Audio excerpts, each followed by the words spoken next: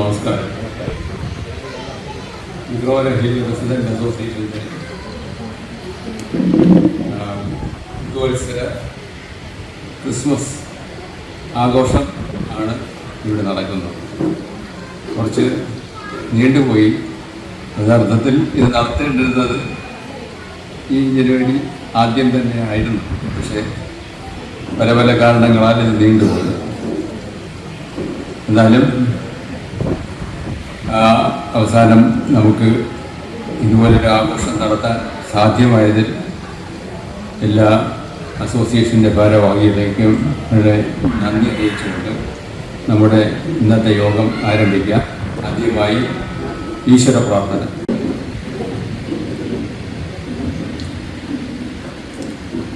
ഗജാനനം ഭൂതഗണാതിസേവിതം കപിത്തജംബോഫലസാരഭക്ഷിതം ഉമാസുതം ശോകവിനാശകാരണം നമാമി വിഘ്നേശ്വരപാദപങ്കജം. ഓം തത്സത് ശ്രീനാരായണന്നി പുരുഷോത്തമ പ്രഭുനേ സിദ്ധബുദ്ധനീ സ്കന്ദവിനായക സവിതാ പാവകനീ ബ്രഹ്മമശ്ചിത്നീ യഹോവ ശക്തിനീ യേശു പിതാ പ്രഭുനീ രുദ്രവിഷ്ണുനീ രാമകൃഷ്ണനീ രഹീമദാവോ നീ. ഓം തത്സത് ശ്രീനാരായണന്നി പുരുഷോത്തമ പ്രഭുനീ സിദ്ധബുദ്ധനീ സ്കന്ദവിനായക സവിതാ പാവകനീ.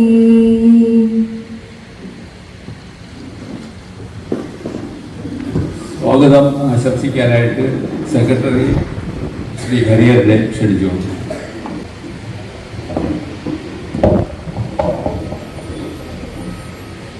എല്ലാവർക്കും എൻ്റെ നമസ്കാരം. ഇന്ന് നമ്മളിവിടെ ഈ സായാഹ്ന വേളയിൽ ഒത്തുകൂടിയിരിക്കുന്നത് നമ്മുടെ റെസിഡൻസ് അസോസിയേഷൻ്റെ ക്രിസ്മസ് പുതുവത്സര ആഘോഷ പരിപാടി കുടുംബസംഗമമായിട്ടാണ്. ഈ പരിപാടിയിൽ സ്വാഗതം ആശംസിക്കുക എന്നുള്ളതാണ് എൻ്റെ കർത്തവ്യം. അതിലേക്ക് കിടക്കട്ടെ. ആദ്യമായിട്ട് തന്നെ ഈ പരിപാടിയുടെ അധ്യക്ഷനായ നമ്മുടെ റെസിഡൻസ് അസോസിയേഷൻ്റെ പ്രസിഡന്റ് ഇപ്പോൾ ഇന്ന് വളരെ അത്യാവശ്യമായിട്ടുള്ളൊരു വിവാഹ ചടങ്ങിൽ പങ്കെടുക്കേണ്ടതായിട്ടുള്ളതുകൊണ്ട് മുൻ പ്രസിഡന്റും ഇപ്പോഴത്തെ നമ്മുടെ രക്ഷാധികാരിയുമായ പ്രൊഫസർ അനിരുദ്ധ സാറിനെയാണ് അധ്യക്ഷ സ്ഥാനത്ത് നമ്മൾ നിശ്ചയിച്ചിരിക്കുന്നത്. അദ്ദേഹത്തിന് ഞാൻ റെസിഡൻസ് അസോസിയേഷൻ്റെ എൻ്റെ വ്യക്തിപരമായ പേരിലും സ്വാഗതം ആശംസിക്കുന്നു. അതുപോലെ തന്നെ നമ്മളെ ഈ പരിപാടിയിൽ ഉദ്ഘാടനം ചെയ്യാനായിട്ട് എത്തിയിരിക്കുന്ന നമ്മുടെ സ്ഥലം MLA അഡ്വക്കേറ്റ് VK പ്രശാന്ത്, അദ്ദേഹത്തിന് റെസിഡൻസ് അസോസിയേഷന്റെ പേരിലും എൻ്റെ വ്യക്തിപരമായ പേരിലും ഹാർദവമായിട്ട് സ്വാഗതം ആശംസിക്കുന്നു.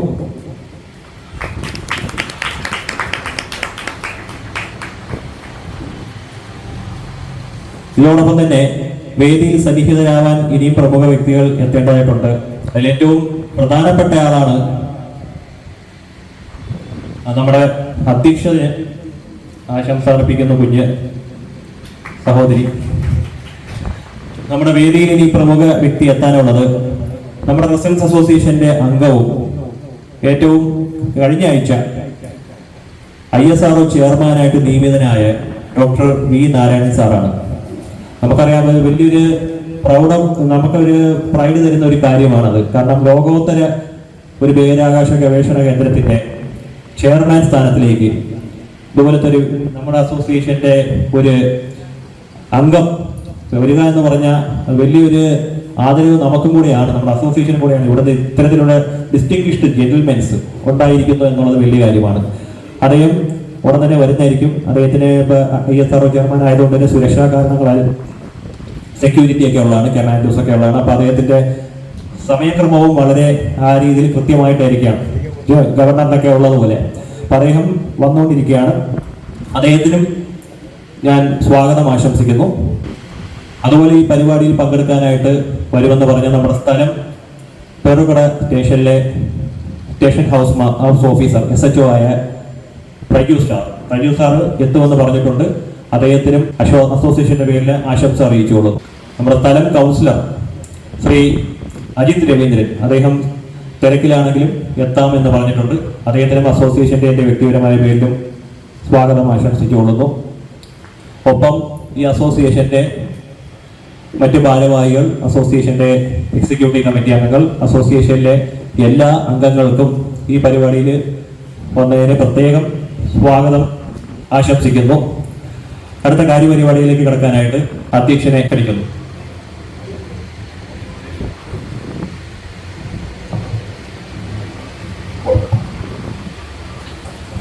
എല്ലാവർക്കും നമസ്കാരം. നമ്മുടെ പ്രസിഡന്റ് അസോസിയേഷൻ ഈ വർഷം നമ്മുടെ ഏറ്റവും പ്രധാനപ്പെട്ട പരിപാടിയായിട്ട് നടത്തുന്ന ഒരു സംഗതിയാണിത്, ഈ ന്യൂ ഇയർ ആഘോഷം. കഴിഞ്ഞ വർഷം അസോസിയേഷനെ സംബന്ധിച്ചിടത്തോളം നിർണായകമായ ഒട്ടേറെ പരിപാടികൾ നടത്തിയിട്ടുണ്ട്. ഏറ്റവും പ്രധാനപ്പെട്ട ഒരു പരിപാടി എന്ന് പറഞ്ഞാൽ ഈ റോഡിൻ്റെ മിക്ക ഭാഗത്തും അസോസിയേഷൻ്റെ നേതൃത്വത്തിൽ ക്യാമറ സ്ഥാപിക്കാൻ കഴിഞ്ഞത് അസോസിയേഷൻ്റെ ഏറ്റവും വലിയ പ്രവർത്തനം ആയിട്ടാണ് നമുക്ക് കണക്കാക്കേണ്ട കാര്യം. ഇതിൻ്റെ പിന്നിൽ പ്രവർത്തിച്ച മുത്തൂറ്റ് ഗ്രൂപ്പ്, അവരെ പ്രത്യേകം എടുത്ത് പറയേണ്ട ഒരു കാര്യമുണ്ട്. അദ്ദേഹത്തിൻ്റെ ഒരു നിസ്വാർത്ഥമായ സഹായമില്ലായിരുന്നെങ്കിൽ നമുക്ക് ഇത്രയും വലിയൊരു പ്രദേശത്ത് ക്യാമറ സ്ഥാപിക്കാൻ പറ്റുകയില്ല. ഏകദേശം 2 ലക്ഷം രൂപ മുത്തൂറ്റ് നമ്മളെ സഹായിച്ച് തന്നിട്ടുണ്ട്. അവർക്ക് പ്രത്യേകം നന്ദി ഈ സമയത്ത് രേഖപ്പെടുത്താൻ ആഗ്രഹിക്കുക. പിന്നെ ഈ അസോസിയേഷൻ്റെ വ്യാപ്തിയെപ്പറ്റി പറയണമെങ്കിൽ ഏകദേശം 2-2.5 കിലോമീറ്റർ ചുറ്റളവുള്ള ഒരു പ്രദേശമാണ്. 3 കിലോമീറ്റർ. അതെ. അപ്പം ഈ പ്രദേശത്ത് ഏകദേശം 382ഓളം കുടുംബങ്ങൾ താമസിക്കുന്നു. അപ്പം ഇത്ര വിശാലമായ ഒരു റെസിഡൻ്റ് അസോസിയേഷൻ നമ്മുടെ മുട്ടട വാർഡിൽ വേറെ ഇല്ലാന്ന് തന്നെ പറയാം. ഏകദേശം 10-20ഓളം വാർഡുകൾ റെസിഡൻ്റ് അസോസിയേഷൻ നമ്മുടെ മുട്ടട വാർഡിൽ തന്നെയുണ്ട്. ഈ മുട്ടട വാർഡിലെ പ്രധാനപ്പെട്ട സ്ഥലമായ കുറവുകുളം കേന്ദ്രീകരിച്ച് പ്രവർത്തിക്കുന്ന ഈ സ്ഥലം അതിവേഗം വികസിച്ചുകൊണ്ടിരിക്കുന്ന ഒരു പ്രദേശമാണ്. പല പ്രാവശ്യം ഇവിടുത്തെ ട്രാഫിക് കണ്ടീഷനെ പറ്റി നമ്മൾ അധികാരികളെ ശ്രദ്ധയപ്പെടുത്തിയിട്ടുണ്ട്. കാരണം കുറവുകുളം ജംഗ്ഷനിൽ ഒട്ടേറെ ഈ വ്യവസായ സ്ഥാപനങ്ങൾ വരികയും അതുമൂലം ട്രാഫിക് ജാം പലപ്പോഴും ഉണ്ടാകാറുണ്ട്. ഏകദേശം 6ഓളം റോഡുകൾ വന്ന് ചേരുന്ന പ്രദേശമാണ് കുറവുകുളം. അപ്പം ഇങ്ങനെയുള്ള സ്ഥലത്ത് ഈ ഇവിടെ താമസിക്കുന്ന ആൾക്കാർക്ക് പിന്നെ നിർബാധം കാറ് അങ്ങോട്ട് കടത്തി ഓരോ റോഡിലോട്ട് കണ്ടുപോകാൻ പറ്റാത്ത ഒരവസ്ഥ ചില സമയങ്ങളിൽ ഉണ്ടാകാറുണ്ട്. അപ്പോൾ ഇതുപോലുള്ള പ്രശ്നങ്ങൾ അസോസിയേഷൻ്റെ നേതൃത്വത്തിൽ അധികാരികളുടെ ശ്രദ്ധയപ്പെടുത്തി പരിഹരിക്കാനുള്ള ശ്രമങ്ങൾ നമ്മൾ നടത്താറുണ്ട്. അത് അസോസിയേഷനായിട്ട് ഒരു കാര്യം നടത്തിയെടുക്കാൻ പറ്റില്ല. അസോസിയേഷൻ ഏത് അസോസിയേഷനായിരുന്നാലും ചില പ്രവർത്തികൾ ചെയ്യുന്നത്, മിക്കവാറും എല്ലാ പ്രവർത്തിയും ചെയ്യുന്നത് നമ്മുടെ തദ്ദേശ സ്വയംഭരണ സ്ഥാപനത്തിലെ നമ്മുടെ റെപ്രസെൻറ്റേറ്റീവായ കൗൺസിലർ മുഖേനയും നമ്മുടെ MLA ആയ VK പ്രശാന്ത് സാർ മുഖേനയും ആണ്. അദ്ദേഹം നമ്മുടെ മിക്കവാറും എല്ലാ ഡിമാൻഡും വളരെ ശ്രദ്ധാപൂർവം കേൾക്കുകയും അത് വേണ്ട വിധത്തിൽ കൈകാര്യം ചെയ്യാൻ ശ്രമിക്കുകയും ചെയ്യുന്ന ഒരു MLA ആണ്. ഇപ്പോൾ എടുത്തു പറയേണ്ട ഒരു കാര്യം എന്ന് പറഞ്ഞാൽ വട്ടിയൂർക്കാവിൻ്റെ വികസനം. വട്ടിയൂർക്കാവ് എത്രയോ നാളായിട്ട് ഒരു വികസനം ഇല്ലാതിരുന്ന ആ സ്ഥലത്ത് 860ഓളം കോടി രൂപ മുടക്കിയാണ് വട്ടിയൂർക്കാവിൻ്റെ വികസനം നടക്കുന്നത്. അതുപോലെ കാലക്രമേണ എനിക്ക് തോന്നുന്നു കുറവങ്കോണം അതുപോലെ വികസിക്കേണ്ടതായിട്ട് വരും. കാരണം കുറവങ്കോണത്ത് ഏകദേശം 6ഓളം റോഡാണ് വന്ന് ചേരുന്നത്. ഇവിടെ ഒന്നുകിൽ ഒരു സബ്വേ അല്ലെങ്കിൽ ഒരു ഫ്ലൈ ഓവർ വേണ്ടി വരുന്ന ഒരു സാഹചര്യം നിലനിൽക്കുകയാണ്. കാരണം ഇവിടുത്തെ വികസനം എന്ന് പറഞ്ഞാൽ നമ്മൾ പ്രതീക്ഷിക്കുന്ന തരത്തിലുള്ളതല്ല. ഒരു പരിധി വരെ നമുക്ക് ഒരു ഹൊറിസോണ്ടലായിട്ടുള്ള ഒരു ഡെവലപ്മെൻ്റ് ആയിക്കഴിഞ്ഞു. ഇനിയിപ്പോൾ വെർട്ടിക്കലായിട്ടുള്ള ഡെവലപ്മെൻറ്റാണ് നടക്കുന്നത്. നമുക്കറിയാം എത്രയോ ഫ്ലാറ്റുകളാണ് ഇവിടെ വന്നിട്ടുള്ളത്. അപ്പോൾ ഫ്ലാറ്റുകൾ വരുമ്പോൾ അതനുസരിച്ചുള്ള ജനസംഖ്യ വർധനവുണ്ടാകും. അതനുസരിച്ചുള്ള കാറും പിന്നെ വാഹനങ്ങളും വാഹനങ്ങളുടെ ബാഹുല്യം, അതുപോലെ കടകൾ അങ്ങനെയൊക്കെ ഉണ്ടാകുന്ന ഒരു സ്ഥലമായി കുറവംകുളം മാറിക്കൊണ്ടിരിക്കുകയാണ്. കുറവംകുളം എന്ന് പറയുമ്പോഴത്തേക്ക് തിരുവനന്തപുരം നഗരത്തിൻ്റെ ഹൃദയഭാഗത്തുള്ള ഒരു സ്ഥലമാണ്. ഇതിന് ചുറ്റും മിക്കവാറും മിക്കവാറും നമ്മുടെ ഓഫീസുകൾ സ്ഥിതി ചെയ്യുന്ന സ്ഥലം കൂടിയാണ് കുറവംകുളം. ഈ കുറവംകുളത്ത് നിന്ന് നമ്മൾ പട്ടംവഴി പോയി കഴിഞ്ഞാൽ വൈദ്യുതി ഭവനായി, കുറച്ച് പേരക്കട ഭാഗത്തോട്ട് പോയാൽ കൊടപ്പനക്കുന്ന് കളക്ടറേറ്റായി, പിന്നെ നന്ദങ്കോട് ഭാഗത്തോട്ട് പോയി കഴിഞ്ഞാൽ പിന്നെ പാളയം, അതുപോലെ സെക്രട്ടേറിയറ്റ്, അങ്ങനെയുള്ള സ്ഥലങ്ങളായി. അങ്ങനെ ഏറ്റവും വികസിക്കാൻ പറ്റുന്ന ഒരു മേഖലയായി കുറവംകുളം നിലനിൽക്കുകയാണ്. അപ്പം വിദൂരമല്ലാത്ത ഭാവിയിൽ കുറവംകുളത്ത് എന്തായിരുന്നാലും കുറവംകുളം ജംഗ്ഷൻ വികസനത്തിൻ്റെ സാധ്യത നിലനിൽക്കുകയാണ്. അപ്പം ഈ കാര്യം ഞാൻ പല പ്രാവശ്യം നമ്മുടെ വാർഡ് കമ്മിറ്റി എന്ന് പറയുമ്പോഴത്തേക്ക് ഏകദേശം കുറച്ച് ദീർഘമായി തന്നെ പ്രസംഗിക്കാതെ നിങ്ങൾ ക്ഷമിക്കണം. കാരണം നമ്മുടെ വിശിഷ്ടാതിഥികൾ വരാനുണ്ട്. വിശിഷ്ടാതിഥി എന്ന് പറഞ്ഞാൽ നാരായണൻ സാറ് എന്ന് പറഞ്ഞാൽ നമ്മുടെ നാട്ടിൻ്റെ അഭിമാനമായി നിലനിൽക്കുന്ന ഒരാളാണ്. ഈ വളരെ അപ്രതീക്ഷിതമായിട്ട് നമ്മൾ ഈ വർഷം 2025 തുടക്കത്തിൽ കേട്ട ഒരു വലിയ നല്ലൊരു ന്യൂസാണ്.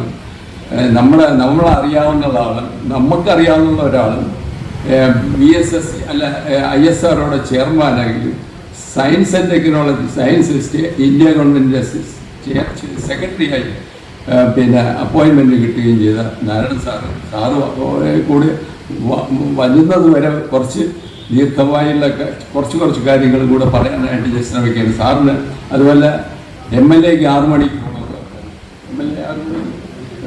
MLA കൊണ്ട് നാരായണ സാറിനെ ഒരു പിന്നെ സ്വീകരിക്കണം എന്നുള്ള ഒരു ഉദ്ദേശമാണ് നമുക്കുള്ളത്. MLA ഉള്ളപ്പോഴത്തേക്ക് നമ്മുടെ ഒരു സെലിബ്രിറ്റിയാണ്, ഇന്ത്യയിൽ തന്നെ ഇപ്പോൾ അറിയപ്പെടുന്ന ഒരു സെലിബ്രിറ്റിയായ നാരായണ നമ്മുടെ ഒരു അംഗത്തിൻ്റെ മരുമകൻ ആണ്. അതായത് ഈ വനിതാ സമാജത്തിൻ്റെ സെക്രട്ടറി നിർമ്മല രാജിൻ്റെ സണ്ണിലാണ് നാരായണൻ. അപ്പം നാരായണൻ സാറ് നേരത്തെ വന്ന് നോക്കിയിട്ട് പോയതാണ്. 5:30 5:45 വരാമെന്ന് പറഞ്ഞാണ്. ഇപ്പോൾ മണി 6 അപ്പം ഇതുപോലുള്ള കാര്യങ്ങൾ വാർഡ് കമ്മിറ്റിയിലാണ് നമ്മുടെ ഒരു പ്രദേശത്തിൻ്റെ വികസനത്തിൻ്റെ പറ്റിയും കാര്യങ്ങളൊക്കെ ചർച്ച ചെയ്തിട്ട് ഇത് ഈവൻ ബഡ്ജറ്റ് പോലും ഈ പ്രസിഡന്റ് അസോസിയേഷൻ്റെ റെക്കമെൻഡേഷൻസ് പരിഗണിച്ചിട്ടാണ് കോർപ്പറേഷൻ്റെ ബഡ്ജറ്റുകളൊക്കെ തന്നെ ഉണ്ടാക്കുന്നത്. അതുകൊണ്ട് നമ്മുടെ നാട്ടിലെ ഈ മാലിന്യ നിർമ്മാർജ്ജനം പോലുള്ള വൻ പദ്ധതികൾ റെസിഡന്റ് അസോസിയേഷൻ്റെ വളരെയധികം നിർണായകമായ പങ്കാണ് റെസിഡന്റ് അസോസിയേഷൻ വഹിക്കുന്നത്. അപ്പം കേരളം ഒട്ടാകെ റെസിഡന്റ് അസോസിയേഷൻ നല്ല രീതിയിൽ പ്രവർത്തിച്ചു വരികയാണ്. അവരുടെ പ്രവർത്തനം കൊണ്ട് തന്നെയാണ് നമുക്കിപ്പോൾ നമ്മുടെ ജലസ്രോതസ്സുകൾ തന്നെ ഒരു പരിധി വരെയെങ്കിലും ഒരു നല്ല രീതിയിൽ ശുദ്ധീകരിക്കാനും അതുപോലെ നാട്ടിലെ വേസ്റ്റ് നിർമ്മാർജ്ജനത്തിന് പുതിയ പദ്ധതികൾ കൊണ്ടുവരാനും ഒക്കെ കഴിഞ്ഞിട്ടുള്ളത്. എന്തായാലും നമ്മുടെ MLA എങ്കിലും വന്നതിൽ നമുക്ക് ചാരിതാർത്ഥ്യമുണ്ട്. ഈ യോഗത്തിൽ വന്നിട്ടുള്ള എല്ലാ പിന്നെ മുതിർന്ന പൗരന്മാരുൾപ്പെടെയുള്ള ഡിസ്റ്റിങ്വിഷ്ഡ് ഗസ്റ്റിൻ്റെയും എല്ലാം ഒരിക്കൽ കൂടി എൻ്റെ പേഴ്സണലായിട്ടുള്ള ഒരു സ്വാഗതം അർപ്പിച്ചുകൊണ്ട് ഞാൻ എൻ്റെ വാക്കുകൾ നിർത്തുന്നു. നന്ദി, നമസ്കാരം. ഇനി MLA ഈ ചടങ്ങ് ഉദ്ഘാടനം ചെയ്യാനും സംസാരിക്കാനും വേണ്ടി MLA ഈ ഉദ്ഘാടനം ചെയ്യുന്നതിന് മുമ്പ് അദ്ദേഹത്തിനെ നമ്മൾ പൊന്നാടയായിട്ട് സ്വീകരിക്കുകയാണ്. അതിനുവേണ്ടി ഞാൻ അബ്ദുൽ ഹക്ക് സാറിനെ ക്ഷണിക്കുകയാണ്.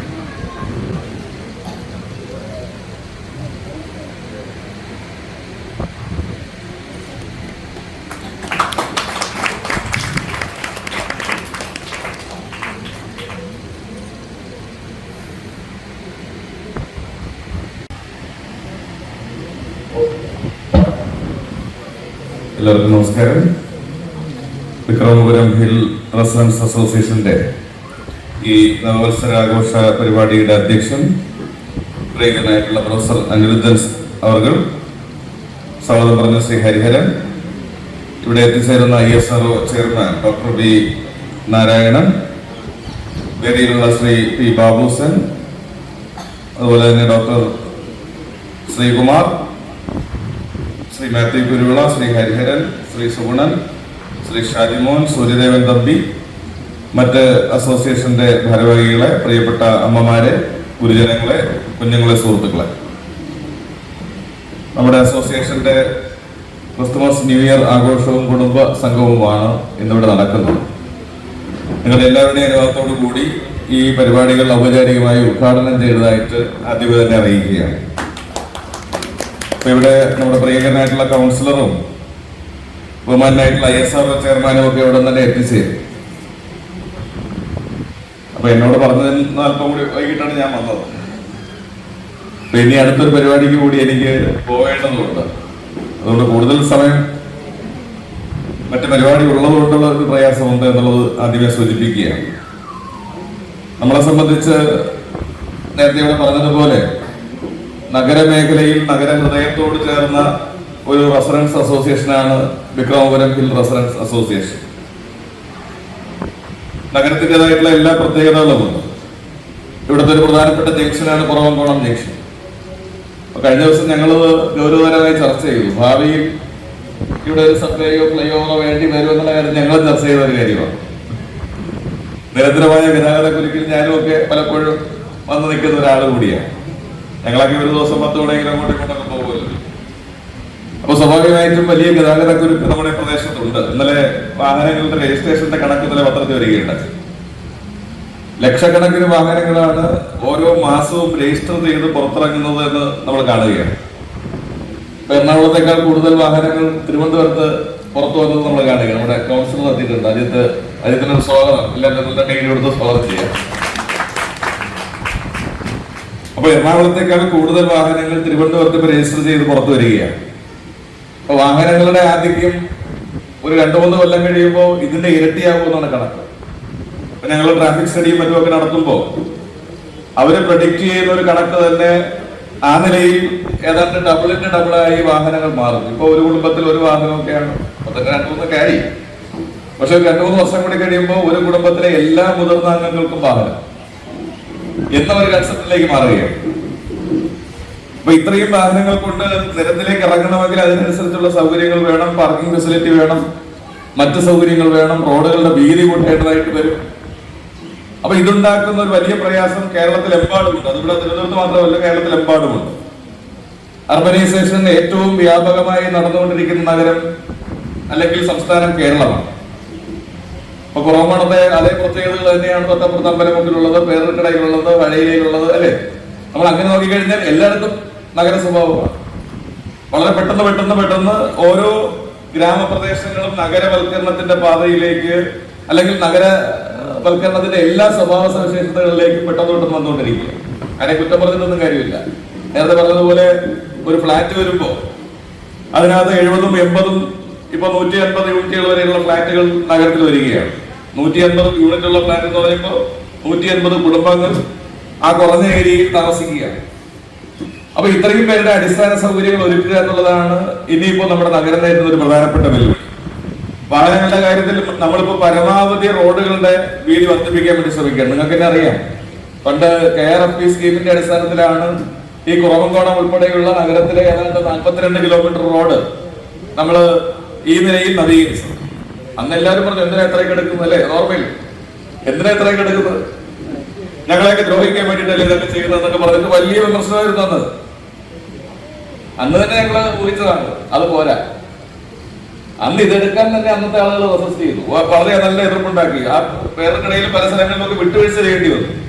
ആ വിട്ടുവീഴ്ച ചെയ്യേണ്ടി വന്നിടത്തൊക്കെ ഇപ്പോഴത്തെ പ്രശ്നം എന്താ? അടുക്കാൻ പറ്റുന്നില്ല, അനങ്ങാൻ പറ്റുന്നില്ല, അല്ലെ? ട്രാഫിക് കുരുക്കൊണ്ട് വീർപ്പുകൊണ്ടിരിക്കുകയാണ്. ഇപ്പൊ വട്ടിയൂർക്കാവിന്റെ കാര്യം പറഞ്ഞു, ഞങ്ങൾ 24 മീറ്ററാണ് ആലോചിച്ചത്. പക്ഷെ ഇപ്പോഴത്തെ വില നോക്കിയപ്പോ നമ്മളെ കൊണ്ട് താങ്ങുന്നില്ല. 18 മീറ്റർ ആയിട്ടാണ് ഇപ്പൊ നിജപ്പെടുത്തിയിരിക്കുക. അത് പോരെന്നുള്ള അഭിപ്രായം തന്നെ എനിക്കുള്ളത്. 24 തന്നെ വേണം. നമ്മുടെ നാഷണൽ ഹൈവേ യഥാർത്ഥത്തിൽ 65 മീറ്ററാണ് നാഷണൽ ഹൈവേക്ക് വേണ്ടത്. നമ്മൾ ചെയ്യേണ്ടത് 45 മീറ്ററിലാണ്. കാരണം നമ്മുടെ സ്റ്റേറ്റിന്റെ ഒരു പ്രത്യേകത നിങ്ങൾക്ക് അറിയാമല്ലോ. ഞാൻ നേരത്തെ പറഞ്ഞതുപോലെ ഓർഗനൈസേഷൻ വരുന്നു, ജനസാന്ദ്രത ഇത്രയുമുള്ള ഒരു ഇന്ത്യയിലെ സംസ്ഥാനം വേറെയില്ല. 1 കിലോമീറ്റർ ചുറ്റളവിൽ ഇത്രയും അധികം ജനങ്ങൾ തിങ്ങിപ്പാർക്കുന്ന ഒരു സംസ്ഥാനമാണ് നമ്മുടേത്. അപ്പൊ ഇത്രയും അധികം സ്ഥലക്കുറവുള്ള ഒരു നഗരം, ഞാൻ ഇന്നലെ ഒരു മീറ്റിംഗിൽ സൂചിപ്പിക്കുകയുണ്ടായി. ഞങ്ങൾക്ക് മേയറായതുകൊണ്ട് എനിക്കറിയാം, ഇവിടെ ആണെങ്കിൽ നിയന്ത്രണങ്ങളുടെ ഒരു ഘോഷയാത്രയാണ്. ഇപ്പൊ എയർപോർട്ടിന്റെ സൈഡിൽ എയർപോർട്ടിന്റെ ബഫർ സോൺ, റെയിൽവേയുടെ സൈഡിൽ റെയിൽവേയുടെ ബഫർ സോൺ, ആറിന്റെ കരയിൽ ആറിന്റെ ബഫർ സോൺ, മിലിറ്ററി ഏരിയയുടെ സൈഡിൽ മിലിറ്ററിയുടെ ബഫർ സോൺ, ഇങ്ങനെ നിരവധി നിയന്ത്രണങ്ങൾ നമുക്കുണ്ട്. കുറച്ച് നെൽവയിലും മറ്റു കാര്യങ്ങളൊക്കെ ഉണ്ട്. അപ്പൊ അതിന്റെയൊക്കെ ഭാഗമായി നിയന്ത്രണങ്ങളും ഉണ്ട്. അപ്പൊ ബാക്കിയുള്ള സ്ഥലത്താണ് മനുഷ്യൻ താമസിക്കാൻ വേണ്ടി കഴിയുക. അപ്പൊ ഇത്രയും പരിമിതമായ സാഹചര്യം ഉള്ളതുകൊണ്ടാണ് സ്റ്റേറ്റ് ഗവൺമെന്റ് 45 മീറ്റർ മതി നാഷണൽ ഹൈവേ എന്ന് തീരുമാനിക്കേണ്ട സ്ഥിതി വന്നത്. എന്നിട്ട് തന്നെ നമുക്ക് 5,900 കോടി രൂപ അങ്ങോട്ട് കൊടുക്കേണ്ടി വരും. സെൻട്രൽ ഗവൺമെന്റിന്റെ സ്റ്റാൻഡ് എന്തായിരുന്നു? കേരളത്തിൽ ഭൂമി വില കൂടുതലാണ്. ആ ഭൂമി വില കൂടുതലുള്ളത് കൊണ്ടാണ് കേരളത്തിന്റെ നാഷണൽ ഹൈവേ വികസനം നടക്കാതിരിക്കുന്നത്. അതുകൊണ്ട് നിങ്ങൾ നിങ്ങളുടെ ഭൂമി വിലയുടെ നിശ്ചിത ശതമാനം സെൻട്രൽ ഗവൺമെന്റിന് അങ്ങോട്ട് തന്നാൽ ഞങ്ങൾ ബാക്കി ചെയ്യാം എന്ന് പറയുന്ന ഒരു അവസ്ഥ അവസാനം സമ്മതിക്കേണ്ടി വന്നു. ഇല്ലെങ്കിൽ എന്താ പറ്റിയ? നമ്മൾ തമിഴ്നാട്ടിലും ആന്ധ്രയിലൊക്കെ പോയിട്ട് പറയും അവിടെ എല്ലാം വലിയ ഹൈവേ കിടക്കുകയാണ്, ഇവിടെ മാത്രം ഇല്ല എന്ന് പറഞ്ഞ് പരാതിപ്പെടുന്ന സാഹചര്യമായിരുന്നു. ആ സാഹചര്യത്തെ മറികടക്കാൻ വേണ്ടി സ്റ്റേറ്റ് ഗവൺമെന്റ് കിഫ്ബി വഴി പണം കൊടുത്തു. 5,900 കോടി രൂപ നമ്മൾ ആദ്യമായിട്ട് കൊടുത്തു. നാഷണൽ ഹൈവേ അതോറിറ്റിയാണ് ഭൂമി എടുക്കേണ്ടത്, റോഡ് നിർമ്മിക്കേണ്ടത്, ബാക്കിയെല്ലാം ചെയ്യേണ്ടത്. പക്ഷെ കേരളം അങ്ങോട്ട് പണം കൊടുത്ത് ഭൂമി എടുക്കേണ്ട സ്ഥിതി വന്നു. എന്തായാലും അത് നടന്നു. 14 റീജിയനിലായിട്ട് ഇപ്പോ നാഷണൽ ഹൈവേയുടെ പണി പൂർത്തിയായി വരികയാണ്. അത് പൂർത്തിയാകുമ്പോൾ നമ്മളെ സംബന്ധിച്ച് വലിയൊരു അച്ചീവ്മെന്റ് ആണ്. നമ്മൾ ഇത്രയും പണം മുടക്കിയെങ്കിൽ പോലും നമ്മളെ സംബന്ധിച്ച് വലിയൊരു അച്ചീവ്മെന്റ്. ഞാൻ നേരത്തെ പറഞ്ഞ പോയിന്റ് ഇതാണ്, നമ്മുടെ സിറ്റിയിലെയും റോഡുകൾ ഈ നിലയിൽ മാറ്റണം. നമ്മളിപ്പോ മാസ്റ്റർ പ്ലാനിൽ അങ്ങനെ പ്രപ്പോസ് ചെയ്തിരിക്കുകയാണ്. ചെറിയ ഇടവഴികൾ പോലും അല്പം വീതി കൂട്ടാൻ കഴിയുന്ന നിലയിലേക്ക് നമുക്ക് കാര്യങ്ങൾ കൊണ്ടുവരണം. ഞാൻ സിറ്റിയിലെ നിവാസികളോട് എനിക്ക് പറയാനുള്ളതാണ്, നമ്മള് ഭൂമിയും കെട്ടിപ്പിടിച്ചിരുന്നിട്ട് കാര്യമില്ല. നമുക്കിപ്പോ ഇതൊക്കെ മതി. നമ്മൾ നടന്നു പോകും, ഓട്ടോ പിടിച്ചും പോകും, ഇല്ലെങ്കിൽ എങ്ങനെയെങ്കിലും നമ്മൾ പോകും. പക്ഷെ നമ്മുടെ മക്കൾ അങ്ങനെ പോകില്ല. അതാ പ്രശ്നം. അവരുടെ എല്ലാം കയ്യിൽ വാഹനം വരും, മറ്റ് സംവിധാനങ്ങൾ വരും. അപ്പൊ ആംബുലൻസ് വീട്ടിന്റെ നടയിൽ വരണം, കാർ വീട്ടിന്റെ നടയിൽ വരണം എന്ന് ആഗ്രഹിക്കുന്നവരായിരിക്കും അന്നത്തെ തലമുറ. അന്ന് അവർ നമ്മളെ ശ്രമിക്കും അല്ലേ? പണ്ടുള്ളവർക്ക് ഞാൻ പറഞ്ഞില്ല, പണ്ട് അന്ന് കുറച്ചുകൂടെ വേദി കൊണ്ടിരുന്നെങ്കിൽ ഇപ്പൊ ഗുണമാകുമായിരുന്നു എന്നിപ്പോ ഞാൻ പറഞ്ഞതേ. ഇതേപോലെ വർത്തമാനം അവർ പറയും. അപ്പൊ അതുകൊണ്ട് ഏതെങ്കിലും സന്ദർഭത്തിൽ അസോസിയേഷൻ ഉൾപ്പെടെ ഇടപെട്ട് റോഡുകൾ വീതി കൂട്ടാൻ അവസരം കിട്ടിയാൽ അതിനോട് എല്ലാവരും സഹകരിക്കണം എന്നുള്ളതാണ് എനിക്ക് അഭ്യർത്ഥിക്കാറുള്ളത്. മാസ്റ്റർ പ്ലാനിൽ അങ്ങനെ ഒരു സ്ഥലത്ത് ഞങ്ങൾ വെച്ചു. ചെറിയ റോഡുകളൊക്കെ തന്നെ മിനിമം 10 മീറ്ററെങ്കിലും നമുക്ക് ഉണ്ടാകണം. എങ്കിൽ മാത്രമേ ഈ വാഹനങ്ങൾ റോഡിൽ കൊണ്ടിടാൻ പറ്റൂ. നമുക്ക് വാഹനമായിട്ടുണ്ടെങ്കിൽ എനിക്ക് മേലായിരിക്കും പറയാം. അവിടെ വന്നിട്ട് പല ആളുകളും എന്നോട് പരാതി പറയുന്നത്, ഞാൻ കാറിൽ വന്നിട്ട് ഇവിടെ ഒന്ന് പാർക്ക് ചെയ്യാൻ വേണ്ടി ഒരു 5 റൗണ്ട് അങ്ങയുടെ ഓഫീസിന്റെ ചുറ്റാകെ ഇങ്ങനെ കറങ്ങി, അതുപോലെ എവിടെ ദൂരെ എവിടെ പറഞ്ഞിട്ട് പഴയ ഡബിംഗ് ആർട്ടിസ്റ്റ് ഭാഗ്യലക്ഷ്മിയൊക്കെ എന്നോട് എപ്പോഴും പറയുന്ന പരാതിയാണ്. ഇത് ESD പൊതുവിലുണ്ട്. ഇപ്പൊ നിങ്ങളുടെ ഈ റോഡുണ്ടല്ലോ, അപ്പൊ എന്നോട് കയറി വന്നപ്പോ അസോസിയേഷന്റെ പരാതി പറഞ്ഞത് ഈ റോഡ് കൊടുത്ത പാർക്കിംഗ് കാരണം ഞങ്ങൾക്ക് പുറത്തിറങ്ങാൻ പറ്റുന്നില്ല. ESD ഉണ്ട്. അപ്പൊ ഞാൻ പറഞ്ഞു വന്നത്, ഈ നിലയിൽ ഏതെങ്കിലും തരത്തിലുള്ള ഒരു സ്ഥലം വീതി കൂട്ടാൻ പറ്റുന്ന ഒരു സ്ഥിതി ഉണ്ടെങ്കിൽ നമ്മളത് ചെയ്യണം. ഗവൺമെന്റ് ഇപ്പൊ പരമാവധി ഉദാരമായ സമീപനം എടുത്തു. വട്ടിയൂർക്കാവിന്റെ കാര്യം ഞാൻ എടുത്ത് പറഞ്ഞല്ലോ, 18.5 കിലോമീറ്റർ വീതിയിൽ ആ റോഡ് വൈഡൻ ചെയ്യുകയാണ്.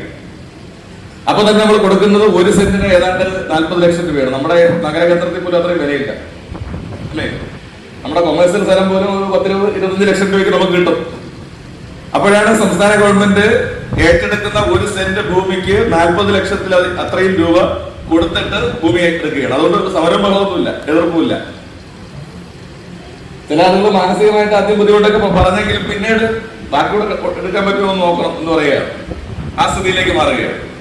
അപ്പൊ അങ്ങനെ ഒരു സ്ഥിതി ഗവൺമെന്റ് ഉണ്ടാക്കിയത് കൊണ്ടാണ് കുറച്ച് ഡെവലപ്മെന്റ് നമ്മുടെ ഈ കൊച്ചു കേരളത്തിൽ ഉണ്ടാക്കിയെടുക്കാൻ നമുക്ക് സാധിച്ചത് എന്നുള്ളത് കൂടി നമ്മൾ കാണണം. ഞാനിത് അതിശയോക്തികളൊക്കെ പറഞ്ഞതല്ല. കേരളത്തിൽ കാസർഗോഡ് മുതൽ തിരുവനന്തപുരം വരെ നമ്മളൊന്ന് സഞ്ചരിച്ചാൽ ഇന്ന് വികസനത്തിന്റെ ഒരുപാട് കാര്യങ്ങൾ നമുക്ക് കാണാൻ വേണ്ടി കഴിയും. അത് പല രൂപത്തിലാണ്. നാഷണൽ ഹൈവേ വികസനമായിക്കോട്ടെ, ബൈപ്പാസുകളായിക്കോട്ടെ, മേൽപ്പാലങ്ങളായിക്കോട്ടെ, ആശുപത്രികളായിക്കോട്ടെ, സ്കൂൾ മന്ദിരങ്ങളായിക്കോട്ടെ, മറ്റ് സൗകര്യങ്ങളായിക്കോട്ടെ, ഇതെല്ലാം കൃത്യമായി നമ്മൾ ഫണ്ട് സ്വരൂപിച്ച് നടത്തിക്കൊണ്ടിരിക്കുക. ഇപ്പൊ കിഫ്ബി എന്ന് പറയുന്ന സംവിധാനം ഉള്ളത് കൊണ്ടാണ് വട്ടിയൂർക്കാവ് പ്രദേശത്ത് ഏതാണ്ട് 1,800 കോടി രൂപ നമ്മൾ മുതൽ മുടക്കുകയാണ്. അത് വട്ടിയൂർക്കാവ് ജംഗ്ഷൻ വികസനത്തിന് വേണ്ടി, പേരക്കട മേൽപ്പാലത്തിന് വേണ്ടി, മറ്റു പല സ്കീമുകൾക്കും വേണ്ടി നമ്മൾ മുതൽ മുടക്കുകയാണ്. ഇപ്പൊ നിങ്ങളുടെ തന്നെ തൊട്ടപ്പുറത്ത് ഓട നമ്മളിപ്പോ സ്ലാബ് ഇട്ടുകൊണ്ടിരിക്കുക. അവിടെ നടക്കാൻ പ്രയാസമാണ് എന്ന് ആളുകൾ പറഞ്ഞതിന്റെ അടിസ്ഥാനത്തിലാണ് ഇപ്പൊ ആ ഓട സ്ലാബ് ഇട്ട് അത് ക്രമപ്പെടുത്തി നടക്കാനുള്ള സൗകര്യം അടക്കം ഏർപ്പെടുത്തുകയാണ്. ഇങ്ങനെ എത്ര കാര്യങ്ങൾ പറയാൻ വേണ്ടി കഴിയും. അപ്പൊ സാമ്പത്തിക പ്രതിസന്ധിക്കിടയിലും ഗവൺമെന്റ് ഈ നിലയിൽ ആളുകളെ എന്താണ് അവരുടെ ആവശ്യങ്ങളെ തൃപ്തിപ്പെടുത്തും വിധമുള്ള കാര്യങ്ങൾ ചെയ്തുകൊണ്ടിരിക്കുകയാണ്. അപ്പൊ അതുകൊണ്ട് ഈ കാര്യങ്ങൾ എല്ലാവരും ശ്രദ്ധിക്കാൻ വേണ്ടി തയ്യാറാകണം എന്നുള്ളതാണ്. നമ്മുടെ ഈ കുറവങ്കോണം പ്രദേശത്തെ സംബന്ധിച്ച് തന്നെ നോക്കിയാൽ, നിങ്ങൾ ഈ റോഡിന്റെ കാര്യം പറഞ്ഞു, ആ പാർക്കിങ്ങിന്റെ കാര്യം നമുക്ക് എങ്ങനെയാണ് പരിഹരിക്കാൻ കഴിയുക എന്നുള്ളത് തീർച്ചയായിട്ടും ആലോചിക്കാം. ഒപ്പം തന്നെ ഇവിടെ ഒരു എഡ്യൂക്കേഷൻ ഹബ്ബാണ്. ഇപ്പൊ ഫോർച്യൂണിന്റെ ശൈലേഷ് വരുന്നു അല്ലേ? അപ്പൊ ഇതൊരു എഡ്യൂക്കേഷൻ ഹബ്ബാണ്. IAS അക്കാഡമി ഇവിടെയാണ്, വിവിധ IAS കോച്ചിങ് സെന്ററുകൾ ഇവിടെയാണ്, സഹകരണ അക്കാദമി ഇവിടെയാണ്, മറ്റു പല സ്ഥാപനങ്ങളും ഇവിടെയാണ്. അപ്പൊ സ്വാഭാവികമായിട്ടും ഇവിടെയൊക്കെ പഠിക്കുന്ന കുട്ടികൾ നമ്മുടെ പ്രദേശത്താണ് താമസിക്കുന്നത്. അതിന്റെയും ചില പരാതികളൊക്കെ വരുന്നുണ്ട്. നമ്മള് എല്ലാം നമുക്ക് കൺട്രോൾ ചെയ്യാൻ വേണ്ടി കഴിയും. അതിന്റെ ഭാഗമായിട്ട് തന്നെ തെരുവ് കച്ചവടക്കാരുടെ പ്രയാസവുമുണ്ട്. എല്ലാ റോഡുകളിലും വലിയ നിലയ്ക്ക് തെരുവ് കച്ചവടക്കാരുടെ പ്രശ്നമുണ്ട്. അപ്പൊ ഇത് പരിഹരിക്കാൻ ആവശ്യമായിട്ടുള്ള ശ്രമം ഇപ്പോൾ കോർപ്പറേഷൻ നടത്തുകയാണ്. അത്തരത്തിലുള്ള തെരുവ് കച്ചവടക്കാർക്ക് വെൻഡിങ് രജിസ്ട്രേഷൻ അടക്കം നൽകി വെൻഡിങ് സോണുകൾ ഡിക്ലെയർ ചെയ്ത് അവരെ അങ്ങോട്ടേക്ക് മാറ്റാനുള്ള ഒരു ശ്രമമാണ് നമ്മളിപ്പോൾ നടത്തുന്നത് എന്നുള്ള കാര്യം കൂടി ഞാൻ ഈ അവസരത്തിൽ ചൂണ്ടിക്കാണിക്കുകയാണ്. നമ്മുടെ ബഹുമാനായിട്ടുള്ള ISR ചെയർമാൻ നാരായണ സാർ എത്തിയിട്ടുണ്ട്. അപ്പൊ ആ നിലയിൽ കാര്യങ്ങൾ മാറ്റം വരുത്താനുള്ള പരിശ്രമമാണ് നമ്മൾ നടത്തിക്കൊണ്ടിരിക്കുന്നത് എന്നുകൂടി ഞാനിവിടെ സൂചിപ്പിക്കുകയാണ്. അദ്ദേഹം അതിലേ വരും. നമ്മുടെ ബഹുമാനായിട്ടുള്ള ISR chairman doctor B Narayana sir വരുന്നുണ്ട്. അദ്ദേഹത്തിന് നല്ലൊരു കയ്യടിയോടുകൂടി നമുക്ക് നമ്മുടെ വേദിയിലേക്ക് അദ്ദേഹത്തെ സ്വാഗതം ചെയ്യാം.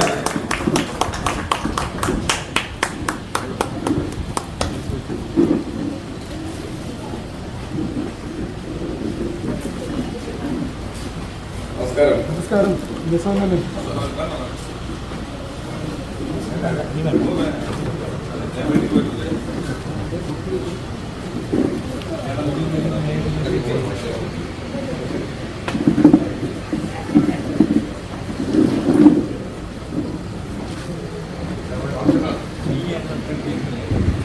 നാരായണൻ സാറിനെ നമ്മുടെ ഈ ചടങ്ങിലേക്ക് സ്വാഗതം ചെയ്യുക. അദ്ദേഹവുമായിട്ട് നേരത്തെ എനിക്കൊരു ബന്ധമുണ്ട്. അതായത് നമ്മുടെ മണ്ഡലംകാരനാണ്.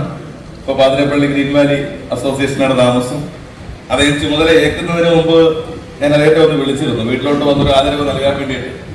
അപ്പൊ അന്ന് അദ്ദേഹത്തിന് 3 മണിക്കത്തെ ഫ്ലൈറ്റിൽ പോയി ചാർജ് എടുക്കാം എന്ന് പറഞ്ഞായിരുന്നു. കൗൺസിലറാണ് ബന്ധപ്പെട്ടത്. അതുകൊണ്ടാണ് അന്ന് വരാൻ വേണ്ടി കഴിയുന്നത്. എന്തായാലും അദ്ദേഹത്തിന്റെ വീട്ടിലേക്ക് വന്ന് ആദരിക്കണം എന്നുള്ളത് തീർച്ചയായിട്ടും നമുക്ക് എല്ലാവർക്കും അഭിമാനമുള്ള ഒരു കാര്യമാണ്. അദ്ദേഹത്തിന്റെ സ്ഥാനലബ്ധി ഇപ്പൊ അടുത്ത സമയത്ത് തന്നെ ബഹിരാകാശ രംഗത്ത് വലിയ കുതിച്ച് കയറ്റവും അദ്ദേഹത്തിന്റെ കാൽവയ്പോട് കൂടി നടത്താൻ വേണ്ടി കഴിഞ്ഞു എന്നുള്ളതും വളരെ അഭിമാനം ഉണ്ടാക്കുന്ന ഒരു കാര്യമാണ്. ആ ഒരു നല്ലൊരു സ്ഥാനത്തേക്ക് എത്തിയ നമ്മുടെ സ്വന്തം നാട്ടുകാരനായിട്ടുള്ള അദ്ദേഹത്തിന് ഒരിക്കൽ കൂടി ഇവിടെ കൂടിയിരിക്കുന്ന മുഴുവൻ ആളുകൾക്കും വേണ്ടിയും അനുമോദനം ഞാൻ ഈ അവസരത്തിൽ രേഖപ്പെടുത്തുകയാണ്. അപ്പൊ തീർച്ചയായിട്ടും ശ്രീ സോമനാഥ് അവർകൾ, അദ്ദേഹം നമ്മുടെ മണ്ഡലംകാരനായിരുന്നു. അദ്ദേഹം അമ്പലമുക്ക് സ്വദേശിയായിരുന്നു. അപ്പൊ ആ നിലയിൽ ഒരുപാട് പ്രതിഭകൾ നമ്മുടെ ഈ മേഖലയിൽ ഉണ്ട് എന്നുള്ളത് അങ്ങേയറ്റം സന്തോഷവും അഭിമാനവും ഉള്ള ഒരു കാര്യമാണ്. ISROയിലെ എല്ലാ ചെയർമാന്മാരുമായിട്ടൊക്കെ സഹകരിക്കാൻ എനിക്ക് സാധിച്ചു. നമ്മുടെ തുമ്പയിൽ നമ്മളൊരു 16 സെന്റ് സ്ഥലം ISROയുടെ സഹകരണത്തോടു കൂടിയാണ് ഒരു പാർക്ക് ഉണ്ടാക്കിയത്. മഹാനായിട്ടുള്ള APJ അബ്ദുൽ കലാം അദ്ദേഹത്തിന്റെ പേരിലുള്ള ഒരു പാർക്കാണ്. ആദ്യമായിട്ടാണ് സെൻട്രൽ ഗവൺമെന്റിന്റെ കുറച്ച് ഭൂമി സ്റ്റേറ്റ് ഗവൺമെന്റ് ഒരു പാർക്കിന് വേണ്ടി അനുവദിക്കുന്നത്. നമ്മൾ കൊടുത്ത ഭൂമി തന്നെയാണ്, എന്നാലും തിരിച്ചു കിട്ടുന്ന ആദ്യമായിട്ടാണ്. അപ്പൊ അങ്ങനെയൊക്കെ ഒരുപാട് സഹകരണങ്ങൾ നമ്മൾ നടത്തിയിട്ടുണ്ടെന്നുള്ള കാര്യം കൂടി ഞാൻ ഈ അവസരത്തിൽ ഓർമ്മിക്കുകയാണ്. എന്തായാലും ഞാൻ ദീർഘമായ ഒരു പ്രഭാഷണത്തിലേക്ക് പോകുന്നില്ല. അദ്ദേഹം നിങ്ങളോട് സംസാരിക്കും. നമ്മളെ സംബന്ധിച്ച് ഇവിടെ പറഞ്ഞ കാര്യങ്ങൾ പരമാവധി നിവർത്തിക്കുന്നതിന് ആവശ്യമായിട്ടുള്ള ശ്രമം നമുക്ക് നടത്താം. നമ്മുടെ വികസനപരമായ കാര്യങ്ങളെ കുറിച്ചാണ് ഞാൻ പറഞ്ഞുകൊണ്ടിരുന്നത്. തീർച്ചയായിട്ടും ജനങ്ങളുടെ സഹകരണം ഇതിന് വളരെ അത്യാവശ്യമാണ്. അപ്പൊ ഇത് ഒരു അർബൻ പ്രദേശത്ത് താമസിക്കുന്ന അസോസിയേഷൻ എന്ന നിലയ്ക്ക് ഒരുപാട് കാര്യങ്ങളിൽ ജനങ്ങളുടെ പങ്കാളിത്തം വേണം. അപ്പൊ മാലിന്യ നിർമ്മാർജ്ജനം, മറ്റു പല കാര്യങ്ങൾ, ഇതിലൊക്കെ ജനങ്ങളുടെ പങ്കാളിത്തം കൂടി വരണം. അതിന് എന്തെല്ലാം ചെയ്യാൻ വേണ്ടി കഴിയുമോ അതെല്ലാം കോർപ്പറേഷന്റെയും നഗരസഭ നമ്മുടെ ഗവൺമെന്റിന്റെയൊക്കെ ഭാഗത്തു നിന്നും നിങ്ങളോടൊപ്പം സഹകരിക്കുന്നതിന് ഞങ്ങളും ഒക്കെ ഉണ്ടാകുമെന്നുള്ള കാര്യം കൂടി ഞാൻ ഈ അവസരത്തിൽ ചൂണ്ടിക്കാണിച്ചുകൊണ്ട് മറ്റു കാര്യങ്ങളിലേക്കൊന്നും പോകുന്നില്ല. ന്യൂ ഇയർ കഴിഞ്ഞ് 19-ാം നാളത്തെയെങ്കിലും നമ്മളെ സംബന്ധിച്ച് 2025 പ്രതീക്ഷകളുടെ ഒരു വർഷമാണ്. ആ പ്രതീക്ഷകളുടെ വർഷം നേരത്തെ സൂചിപ്പിച്ചതുപോലെ ഏറ്റവും മികച്ച ഒരു വർഷമായി മാറട്ടെ എന്ന് ഇവിടെ കൂടിയിരിക്കുന്ന എല്ലാവർക്കും ആശംസകൾ നേർന്നുകൊണ്ട് ഈ ക്രിസ്മസ് ന്യൂ ഇയർ ആഘോഷവും കുടുംബസംഗമവും നിങ്ങളുടെ എല്ലാവരുടെയും അനുവാദത്തോടു കൂടി ഔപചാരികമായി ഉദ്ഘാടനം ചെയ്തതായിട്ട് അറിയിച്ച് വാക്കുകൾ ചുരുക്കുന്നു. നന്ദി, നമസ്കാരം. നമുക്കെല്ലാം വളരെയധികം സന്തോഷമുള്ള ഒരു നിമിഷമാണ്. നമുക്ക് നേരത്തെ പറഞ്ഞതുപോലെ നമ്മളെ അറിയാവുന്നുള്ളൂ ആയ ഒരു പ്രഗത്ഭനായ ഇന്ത്യ അറിയപ്പെടുന്ന ഒരു വ്യക്തിയാണ് നമ്മുടെ വേദിയിലിരിക്കുന്ന ശ്രീ നാരായണൻ, ഡോക്ടർ നാരായണൻ. ഇന്നിപ്പോൾ അദ്ദേഹം ഇരിക്കുന്ന കസേരയിൽ മുമ്പിരുന്നത് ഇന്ത്യ കണ്ടിട്ടുള്ള ഏറ്റവും വലിയ ശാസ്ത്രജ്ഞനായ വിക്രം സാരാഭായി, അത് കഴിഞ്ഞ് APJ അബ്ദുൽ കലാം, അതുപോലുള്ള മഹത് വ്യക്തികൾ ഇരുന്ന കസേരയിലാണ് അദ്ദേഹം ഇരിക്കുന്നത്. അദ്ദേഹത്തിൻ്റെ ഇവിടെ വന്നതിൽ നമ്മുടെ എല്ലാവിധ സന്തോഷവും നന്ദിയും രേഖപ്പെടുത്തിക്കൊണ്ട് അദ്ദേഹത്തെ സ്വീകരിക്കാനായി ഞാൻ ബഹുമാനപ്പെട്ട MLA ക്ഷണിക്കുകയാണ്.